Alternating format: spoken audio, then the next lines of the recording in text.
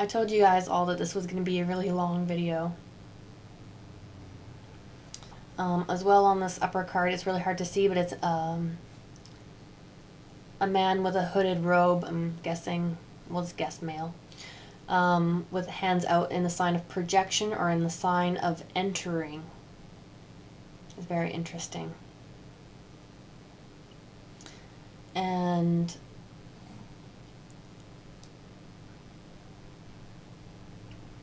another sort of saying for this path is, I am divided for love's sake, for the chance of union. I'm divided for love's sake, for the chance of, you can easily say, return or reconciliation. When you look at the glyph aleph, which is silent for kether, the A is, what it is the sword is separating the two yods, which is the hand above and the human below. The yod in Virgo is the perfected Leo, the childlike God innocence wielding power. If you turn the A upside down, it's a glyph for the god bull and of the pyramid, right side up. So I talked earlier about numerology for a little bit. The six-pointed hexagram represents sexual union. It's the upwards triangle of fire and the downwards triangle of water.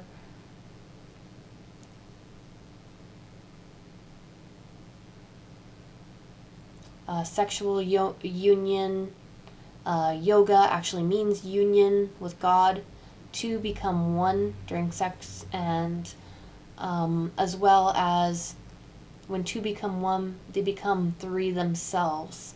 It is the two of Chokmah to the three of Bina. So it's the fire and the water. It is the Merkabah, which is the chariot of God. The hexagram, which is used for planetary invocations, whereas the pentagram is used more for elemental. The topmost point of a hexagram is attributed to Saturn, which rules Earth, and so does the hexagram, which is also a solar symbol.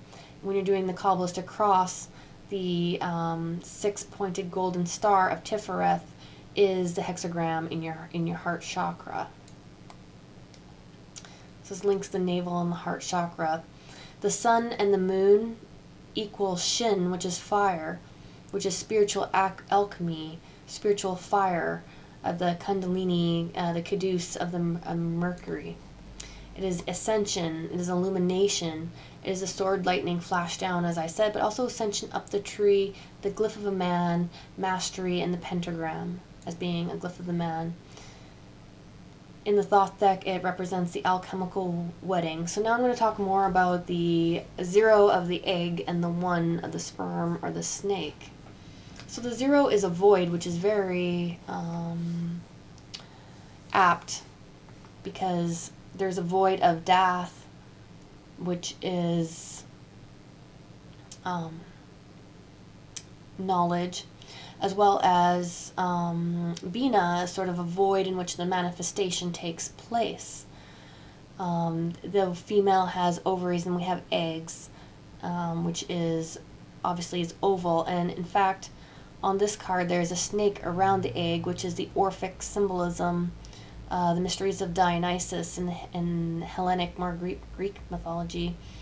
The snake around the egg is also a symbol of the lion snake, Teth of strength. So it's the mother of light. Saturn restricts our spirit into physical being, into a physical being. It is the formless form of the unmanifest potential manifesting.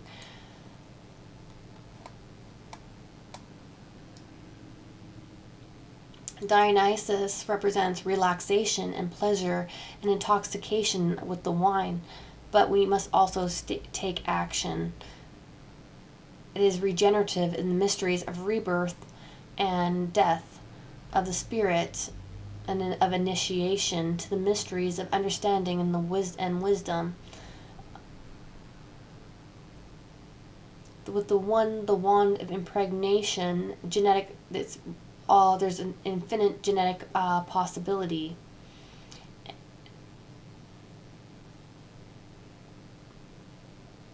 And if you think about the Lady Gaga song, Judas, she says, "I'm just a holy fool, still in love with Judas."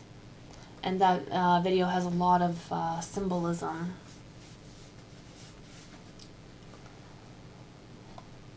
That didn't really come from random,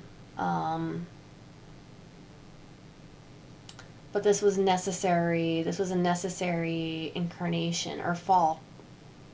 And some people say that the earth actually popped out of this hole that was in the tree, and that's why we were down here when we were both in a god and goddess state.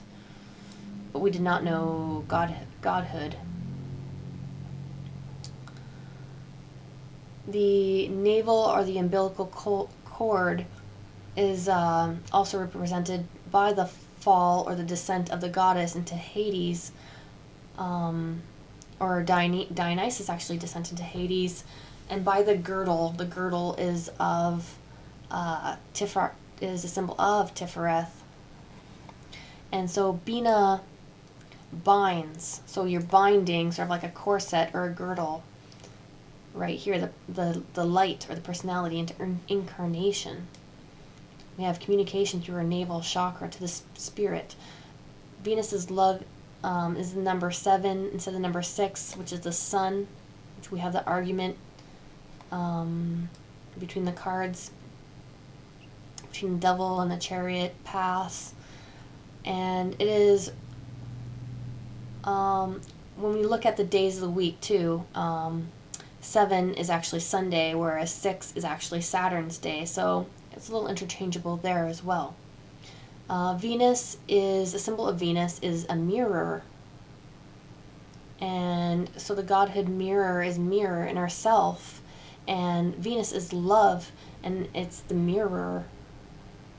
So when we fall in love, it's a reflection of ourself or an affinity that we feel for something or someone. Because I think one of the examples I read was someone sees a pair of shoes and you get an epiphany, or you feel a major attraction to something that you can't really pass up, or at least you feel that way, and that's where the discernment comes in.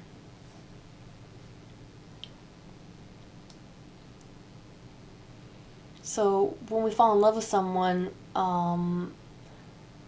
we reflect ourselves, the better person that we want to be, and we see attributes in them that we value. Now I'm going to talk a little bit more about the triangle, and that's represented by the mountain in the picture. And the triangle is the triad energies at the top of the tree. We have Hermes Trismegistus, or the thrice great magician.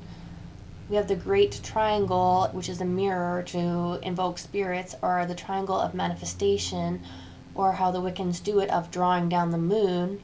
And triangle, how you make your hands like this and you draw down into your third eye as well. And how we have the triple polarities on the tree of life of the Kabbalah, of the air, fire, and the water. We have the red, blue, and the yellow, the Shiva, Brahma, Krishna, the Isis, Osiris, Horus, or the God of God of the generating, organizing, and destroying. Raphael, the angel of healing and of Tifareth, also has the caduce, the mercurial wand. Triangle is Delta, which is the door of Venus, and is the letter Daleth. Venus is the door which opens from the inside. It is possibly a love triangle, as this card has actually does deal with choice and ideals. It is the witch hat, which is the point of the wizard, and it is the lightning rod. So on this card, which is the Empress, you can see a door of light opening. She's holding a scepter or a wand and a snake. You can see an eye up in a triangle above and actually have the delta triangle letter right here.